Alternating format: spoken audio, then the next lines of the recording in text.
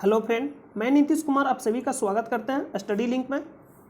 तो दोस्तों, हम लोग मुगल कॉन्सेप्ट से रिलेटेड थ्योरी पार्ट और जो भी उससे रिलेटेड जितना भी आपका प्रीवियस प्रश्न था या प्रश्न बन सकता सारा आपको करा दिए। तो आज हम आपको रिवाइज कराने वाले हैं, क्योंकि आप थोड़ा आलसी हो जाते हैं तो हम ऐसा आपको करने नहीं देंगे।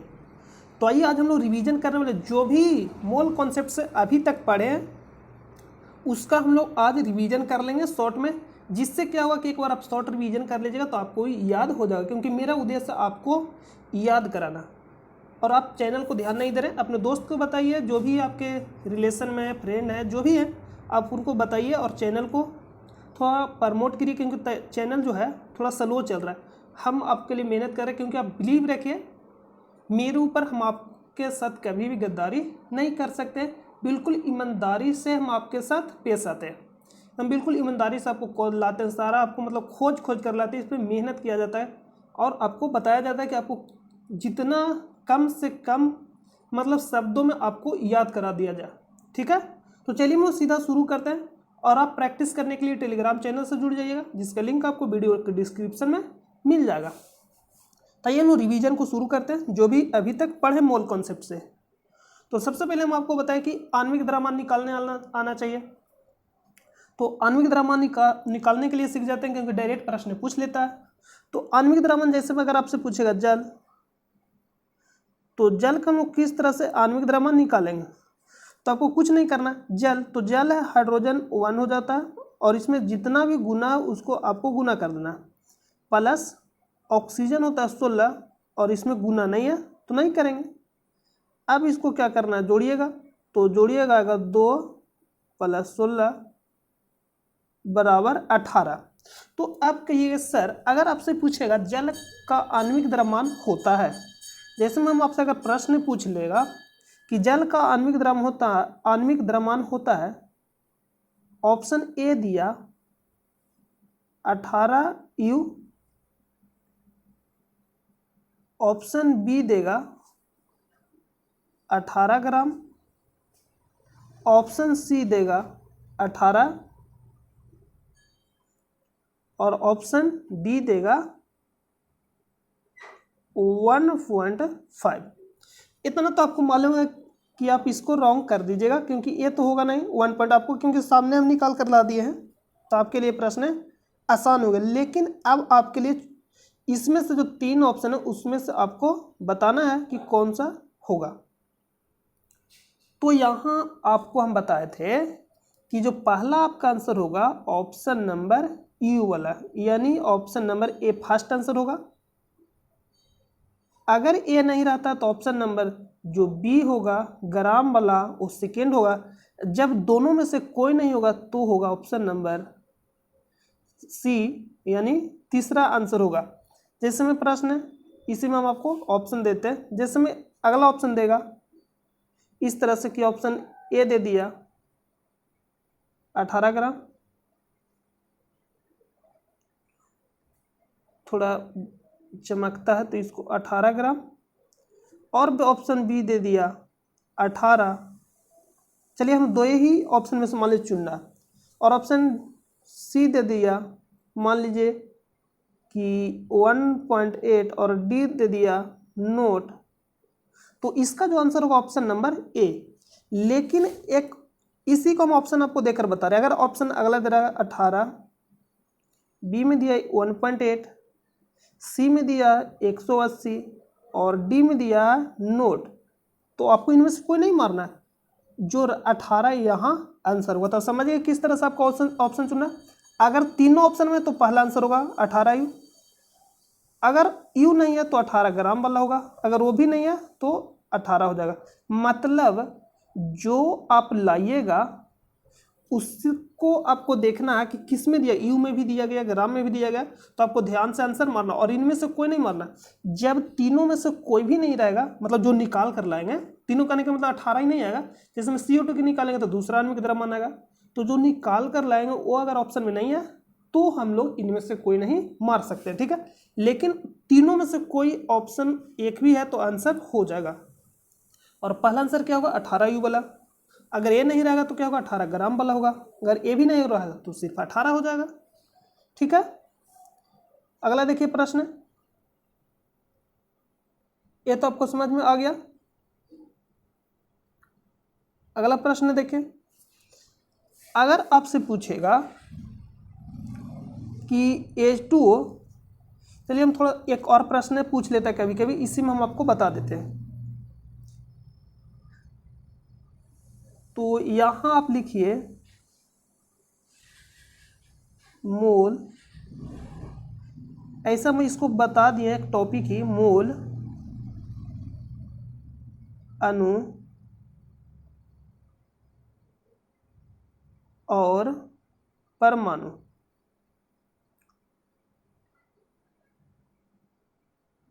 ठीक है, तो कभी कभी पूछ लेता आपसे डायरेक्ट, जैसे में आपसे पूछ लेगा कि बताइए कि H2O में कितना मोल है, H2O में कितना मोल है। ठीक है, तो हम आपको बताएं जो यहाँ गुना रहेगा, कुछ नहीं तो इसमें 1 गुना है, तो जितना गुना रहेगा वही क्या हो जाएगा, मोल हो जाएगा। और जितना मोल होगा वही क्या हो जाएगा, अणु, यानी जितना अणु होगा उतना ही मोल होगा। यहाँ जो गुना रहता है उसी को हम बोलते हैं अणु। तो कितना, कुछ नहीं तो 1 गुना ही रहेगा, कुछ नहीं तो 1 गुना है। तो जितना मतलब जल है, जितना भाग जल है वही क्या होता है, अणु होता है। तो इसमें 1 भाग जल है तो कहने का मतलब 1 अणु होगा और 1 मोल होगा। परमाणु की संख्या आपको निकालने के लिए क्या करना है, कुछ नहीं करना, ये जो नीचे जो लगा रहता है अंक उसको काउंट करना। देखिए ऑक्सीजन में कुछ नहीं तो 1 होगा, तो 1 और 2 ऐड करिएगा तो कितना आएगा, 3, यानी 2 + 1 = 3। तो यहाँ तो 3 निकाल दिए, लेकिन एक और ऑप्शन इसमें देता है, जिसमें दे देगा 2H2O। ये प्रश्न पूछता है, इसमें पूछेगा मोल कितना हो, तो कहेगा सर कितना भाग जल है, 2 भाग, तो 2 भाग मतलब कहने का मतलब जल है तो 2 अणु और 2 मोल। ठीक है, परमाणु की संख्या पूछेगा तो कुछ नहीं, इसको और इसको ऐड करना है। तो ऑक्सीजन में कुछ नहीं तो 1 है, और यहाँ 2 लगा है हाइड्रोजन में, तो 1 और 2 को ऐड करिएगा तो कितना आएगा, 3। लेकिन आपको ध्यान देना है, इसको ऐड करके जितना मोल रहेगा उससे गुना करना होता है तो आंसर आएगा। तो कितना हो जाएगा, 6। यहाँ 1 था इसलिए कोई फर्क नहीं पड़ा, क्योंकि यहाँ तो 1 था इसलिए कोई भी फर्क नहीं पड़ा अणु की संख्या। ठीक है, इतना हो जाएगा। अगर आपसे पूछ देगा O3, तो O3 में क्या हो जाएगा, 1 भाग ओजोन है, ओजोन में पूछेगा, O3 नहीं लिखेगा, ओजोन, ओजोन कहने का मतलब होता है O3, तो कुछ नहीं तो 1 लगा हुआ, तो 1 कुछ नहीं तो लगा हुआ है, तो यहाँ क्या हो जाएगा, मोल की संख्या भी 1 हो जाएगा, अणु की संख्या भी 1 हो जाएगा। और अगर परमाणु की संख्या पूछेगा तो 3, और 3 को 1 करेंगे तो 3। समझ गए होंगे। तो ये डायरेक्ट आपसे प्रश्न पूछ लेता है, ये आपका हो गया। अगला कॉन्सेप्ट है कि अगर आपसे पूछेगा H2 में, तो यहाँ कुछ नहीं बोला तो इसका कहने का मतलब है 1 मोल। ठीक है, यहां अगर कुछ भी नहीं बोला है तो अपने आप में क्या होगा, 1 मोल के बराबर होगा। अभी हम आपको क्या बताएं कि यहाँ कुछ नहीं तो 1 गुना होता है, उसी को तो मोल बोलते हैं, तो इसमें क्या हो जाएगा, 1 मोल हो जाएगा। ठीक है, और मोल की संख्या निकालने के लिए भी बताया, तो उसको भी अभी हम लोग रिवीजन करेंगे। या तो H2O बोले या तो CO2 बोले, ये भी 1 मोल के बराबर होगा। समझ रहे हैं, कुछ नहीं तो 1 लगा हुआ, ये भी 1 मोल के बराबर होगा। या तो कुछ भी बोल दे, CaCO3,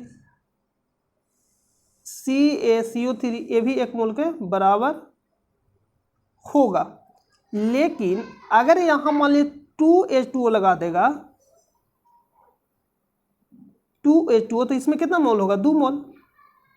अरे जितना भाग जल होता है उतना भाग ही क्या होता है, मोल होता है। लेकिन पूछेगा आपसे प्रश्न, यहां तक तो समझ गए, तो हम आपको सिद्ध करके बता, आपसे इस तरह से प्रश्न पूछता है कि 90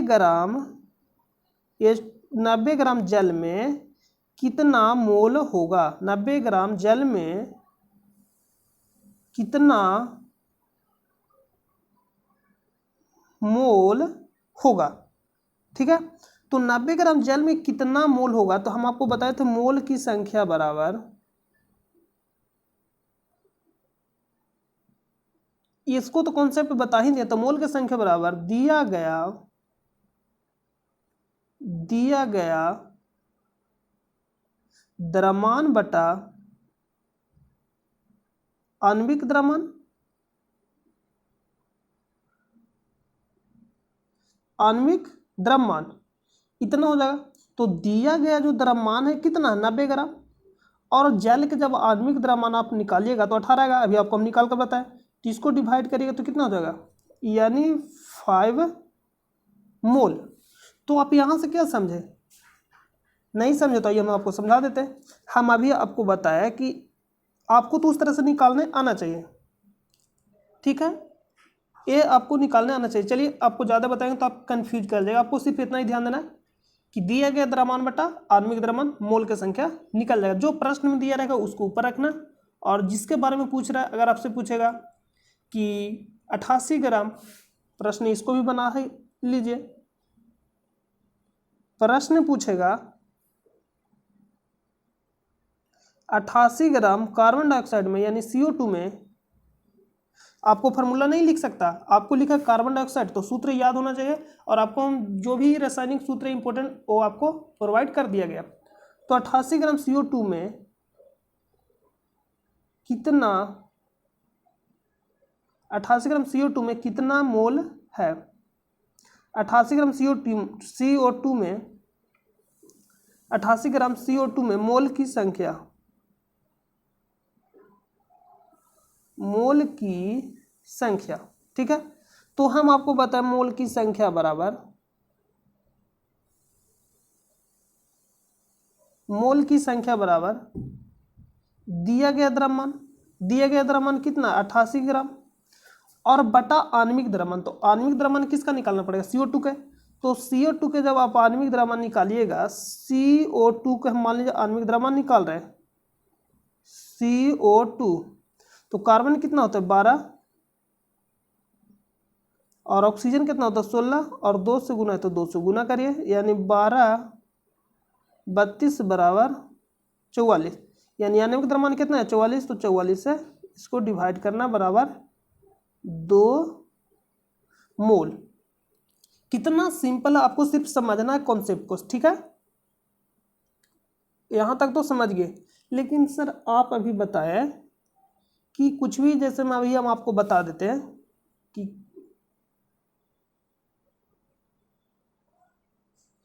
अभी हम आपको बताएं कि या तो आप CO2 लीजिए, 1 मोल के बराबर होगा, जो लगा रहता है, कुछ नहीं तो 1 भाग कार्बन डाइऑक्साइड का, यानी 1 यहाँ कुछ नहीं तो गुना है, यानी कार्बन डाइऑक्साइड का 1 भाग में कितना होता है 1 मोल, मतलब जितना भाग होगा वही मोल कहलाता है। तो कार्बन डाइऑक्साइड कहने का मतलब है इसका जो मूल आणविक द्रव्यमान होगा वो कितना होता है, इसका कहने का मतलब 44 ग्राम के बारे में बात कर रहा है, ठीक है, यानी 1 मोल कार्बन डाइऑक्साइड बोले या 44 ग्राम, ये कितना होता है 1 मोल के बराबर। कार्बन में, यानी कार्बन के 44 ग्राम में 1 मोल के बराबर होता है। तो आपसे प्रश्न ने पूछा अभी कि 88 ग्राम में हमको निकालना है, तो ये 44 ग्राम में 1 मोल, तो 88 ग्राम में कितना, यानी कहने का मतलब 2 से गुना कर देंगे, तो यहाँ हो जाएगा 2 मोल। तो आपको निकालने के लिए ये आपका कॉन्सेप्ट है, आप इसको ध्यान दीजिएगा। और ये भी आपसे सीधा डायरेक्ट पूछेगा कि O3 में यानी ओजोन में अणुओं की संख्या कितना होता है, परमाणु की संख्या कितना होता है, तो आप इसको ध्यान दीजिएगा। ये रिवीजन हो गया। एक और कॉन्सेप्ट लिखिएगा, 1 मोल बराबर 1 मोल बराबर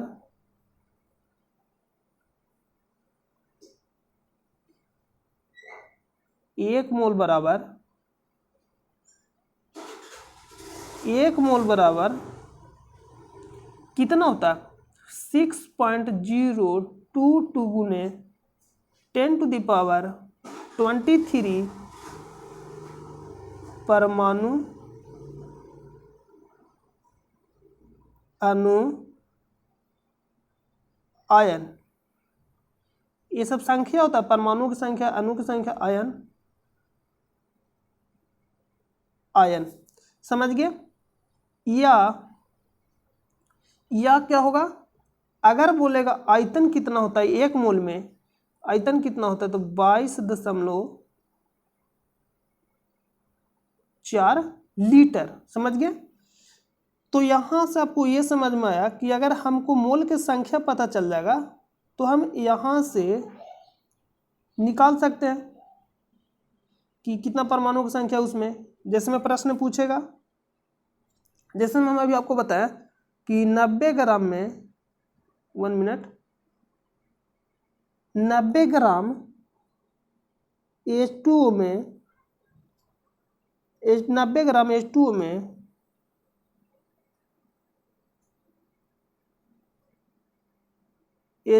में H2O में परमाणुओं की संख्या है। तो सबसे पहले आपको ये मालूम है कि 1 मोल में होता है 6.022 गुने 10⁻23 परमाणु बोले या अणु बोले या आयन बोले, आपको इतना याद रखना। तो हम अगर मोल की संख्या पता कर लेंगे कि 90 ग्राम जल में कितना मोल है तो परमाणु की संख्या आराम से निकलेगा। तो अभी हम मोल की संख्या आपको निकालने के लिए बताएं, मोल की संख्या बराबर दिया गया द्रव्यमान बटा आणविक द्रव्यमान, तो जल का आणविक द्रव्यमान होता है 18, तो यानी हो जाएगा 5। तो मोल की संख्या आ गया 5। तो हमको ये मालूम है कि 1 मोल में 6.022 गुने 10⁻23 परमाणु होता है। तो 5 मोल में कितना होगा, तो 5 मोल बराबर 6.0, तो यहाँ 5 से गुना करते हैं, 5 मोल में हो जाएगा 6.022 गुने 10⁻23। आप इसको गुना करिए, और गुना करने के लिए भी आपको थोड़ा क्या करना पड़ेगा, थोड़ा दिमाग को तेज, मतलब थोड़ा इसमें लगाना पड़ेगा, खेलना पड़ेगा ऑप्शन के साथ। तो आपको क्या करना, 6×25, तो आपको टोटल गुना नहीं करना, तो 6×25 जैसे ही करिएगा तो 3 आएगा, तो वो आंसर हो जाएगा आपका। तो जब आप इसको गुना करिएगा तो कितना हो जाएगा, 22×5=110, कितना होता है देखिए यहाँ 6×25 और 22×110 गुने 10⁻23, इसका आंसर हो जाएगा ऑप्शन ए। Option A. तो आपको प्रश्न करा दिया गया, सब सिर्फ आज आपको रिवीजन करा रहे हैं, ठीक है। तो आपको इतना ध्यान देना है। तो हम आपको क्या क्या बताएं कि आणविक द्रव्यमान आपको कैसे निकालना है, मोल निकालने के लिए बताए, अणु निकालें, और जो भी आपको बता रहे हैं आप बिलीव करिए आपसे एग्जाम में पूछेगा ही पूछेगा, आपके नहीं तो आपके दोस्त के, मतलब जो भी आपके दोस्त हो जाएगा या जो भी, मतलब किसी के न किसी के सेट में प्रश्न इससे रहेगा ही रहेगा, ठीक है। तो ये प्रश्न जितना भी आपका प्रीवियस ईयर प्रश्न है और टॉपिक आपको जो भी, वही हम आपको टॉपिक जो सबसे ज़्यादा आपसे पूछा जाता और आप ज़्यादा कन्फ्यूज करते हैं, तभी उस टॉपिक हम लोग आगे कवर कर लेते हैं जो जिस टॉपिक से सबसे ज़्यादा एग्जाम में पूछा जा रहा है और वहाँ हम लोग सबसे ज़्यादा कन्फ्यूज करते हैं। तो उसको सबसे पहले अभी हम लोग कवर कर ले रहे हैं, और शुरू में आपको रिवीजन लगा देते हैं डेली का, आपको ज़्यादा से ज़्यादा रिवीजन हो जाए और याद हो जाए, क्योंकि आप थोड़ा आलसी बनते हैं, तो हम आपको आलसी बनने नहीं देंगे, और गलत आप करना भी चाहिएगा तो गलत नहीं करने देंगे, उसको बार बार रिवीजन कराएंगे जिससे आपको याद हो जाएगा। तो आई होप कि आपको सारा समझ में आ गया होगा।